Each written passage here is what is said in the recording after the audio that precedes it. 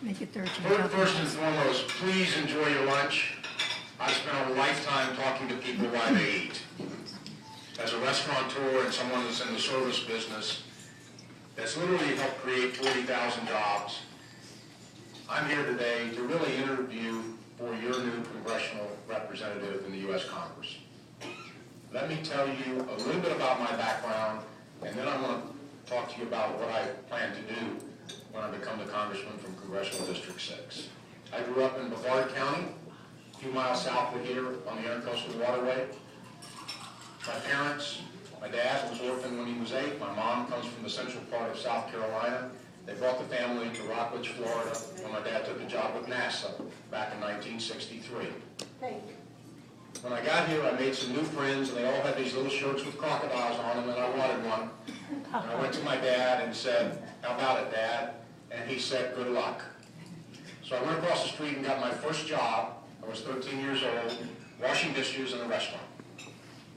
It was a very, very unique opportunity at a very unique time in America, at a time where my parents and the generation before them set the stage for people like myself to literally be able to go all the way from the dish room to the boardroom of some of the nation's largest restaurant chains. Along that road, I helped create 40,000 jobs. I worked for a time with Garden Restaurants, built my first restaurant here in Volusia County, a little south of here, in the early 1980s, a restaurant called Casa Gallardo. It's a Mexican restaurant. I helped build Red Lobsters in this region of the state. I also built the Pizzeria Uno in Daytona Beach, and eventually became chairman, president, and CEO of Ruth's Chris Steakhouse, and operated the restaurant in the northern part of the district in St. Johns County. I'm a Vietnam War veteran. When I got out of high school and wanted to go to college, my dad said, "Good luck."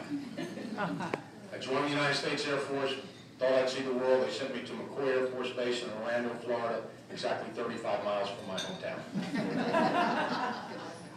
So I volunteered for Vietnam, figuring they'd probably send me, and they did. I spent a year at Cameron Bay Air Force Base, came back, went to college originally at Florida State University. When I took a job at Red Lobster, came down and finished my education in finance and accounting from the University of Central Florida. Public policy and influence what goes on in Washington is something we all have a responsibility to participate in.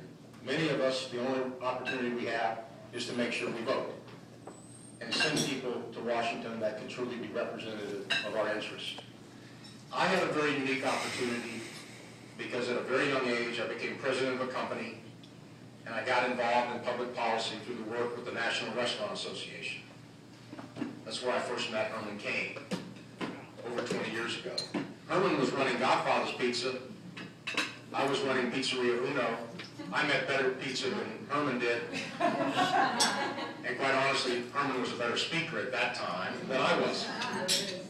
So we became friends because we were working on the same things. We worked against Hillary Care.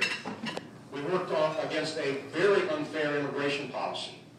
And then as we fast forward some 20 to 25 years, we find ourselves in America as successful business people, but continuing to care and want to serve the American people now, not just serve the restaurant industry, but serve the American people.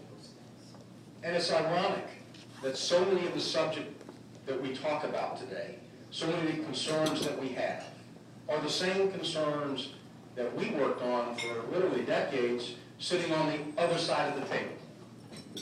And in the restaurant business, we always say, if you don't have a seat at the table, the chances just might be that you're on the menu. And you know what? Most of us in America right now feel that way.